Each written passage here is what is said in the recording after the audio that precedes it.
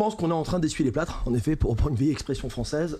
Clairement, l'ambition est qu'on s'est Même si c'est le sens de l'histoire et que tout le monde est d'accord qu'il faut y aller. Après, le problème, c'est pas tant l'objectif, le problème, c'est toujours le même, ce sont les moyens.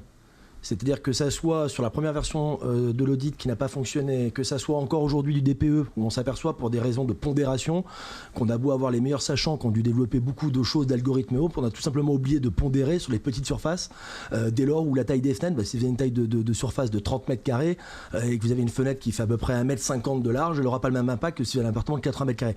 Toutes ces choses-là, on les découvre après coup, et malheureusement, il y a une sorte de désillusion et d'insatisfaction côté professionnel, et qui se ressent aussi avec le dernier mètre, avec le client final.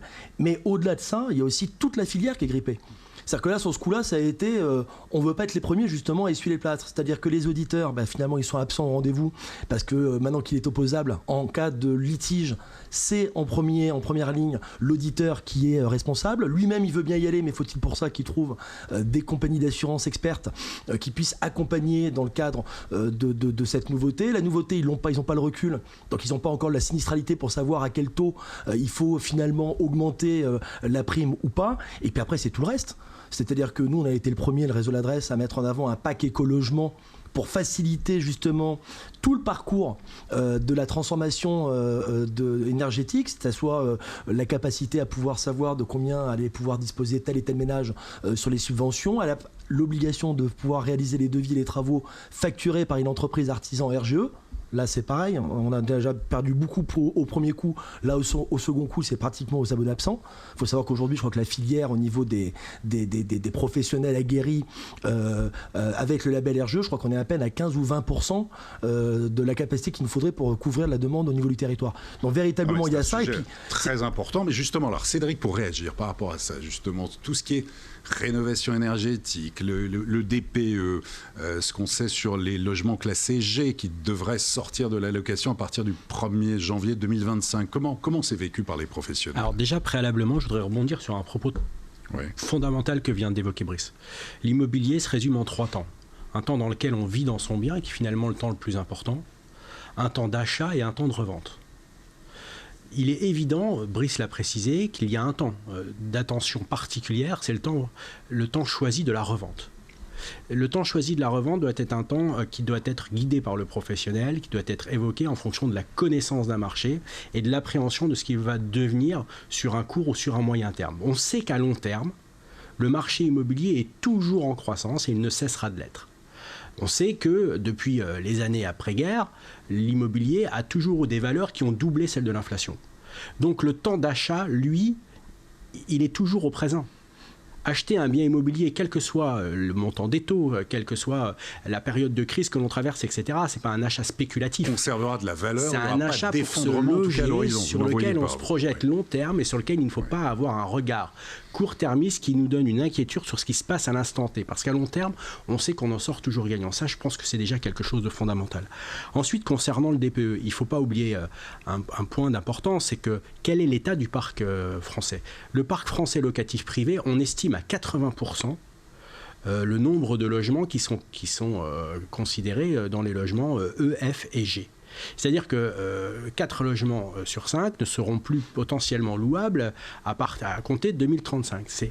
Donc effectivement, on a une vraie problématique de moyens sur un projet de loi qui au départ est vertueux. Et après, la question que moi je vais poser, c'est est-ce qu'il est plus intéressant de trouver des solutions pour que les personnes puissent rester dans leur logement ou puissent aménager dans des logements malgré des difficultés et motiver les bailleurs à réaliser les travaux pour rendre leur parc plus économe et plus éco-responsable, ou mieux vaut-il fermer le robinet, fermer la porte des logements là où on a déjà une demande considérable de personnes que nous n'arrivons pas à loger à la location et préférer voir des familles entières dormir dans des voitures et amener les enfants à l'école le matin sans avoir quitté cette voiture. Moi, c'est une question que je pose, c'est pas une question vitrine, c'est une véritable question parce que c'est la problématique, c'est une bombe sociale à retardement, le logement.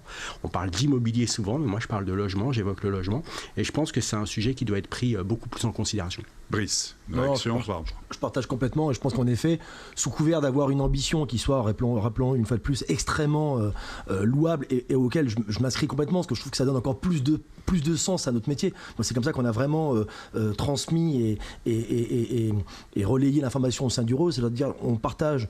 On parle de santé publique aussi, de confort de l'habitant. Là, on a vraiment quelque chose à faire d'extrêmement important. Après, véritablement, je pense qu'on s'est mis des freins et des problématiques, là, il ne fallait pas le faire.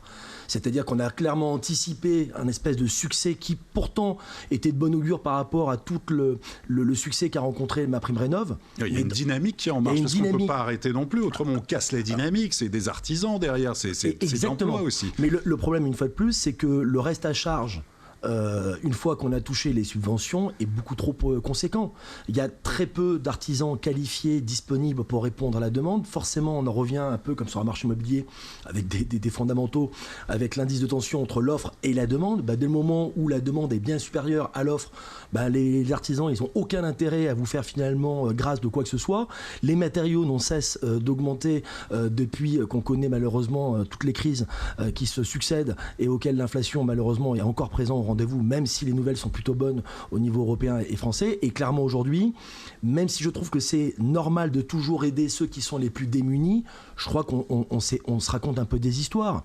Si aujourd'hui vous respectez les conditions d'octroi pour pouvoir acquérir un bien, clairement, allez, 3 fois sur 4, vous n'avez pas recours aux subventions de MaPrimeRénov'. Et on ne va pas se raconter d'histoire. Aujourd'hui, le patrimoine, il appartient à celles et ceux qui ont déjà des revenus et qui sont déjà imposables et qui sont malheureusement pas les foyers les plus modestes. Donc si on veut vraiment respecter ces enjeux, il va falloir complètement, sans vouloir jouer sur les mots, desserrer les taux, lâcher un peu de vannes, voir d'abord ce qui se passe si réellement les Français sont présents au rendez-vous de la rénovation énergétique. Et puis si à un moment donné on est victime du succès, on fermera un petit peu les vannes. Mais là aujourd'hui le problème c'est qu'on est complètement à côté de la plaque. Regardez la différence entre la vente et la location. À la location on interdit la mise à location. Donc finalement on met en difficulté les populations les plus fragiles au final. À la vente on a un dispositif qui est complètement différent. On oblige en dessous d'une certaine note le propriétaire de faire un audit. Et là, sur cette mesure, par exemple, qui est une mesure beaucoup plus pédagogique, on permet à l'agent immobilier d'accompagner le client à la véritable valeur de son bien. Parce que quand on va faire l'avis de valeur du bien d'un client après lui avoir transmis l'audit énergétique, à ce moment-là, on va pouvoir lui expliquer que la valeur de son bien est aussi à prendre en compte en fonction des travaux réalisés. Donc cette mesure est nettement plus pédagogique pour l'amélioration des notations du parc à la vente qu'elle l'a été à la location.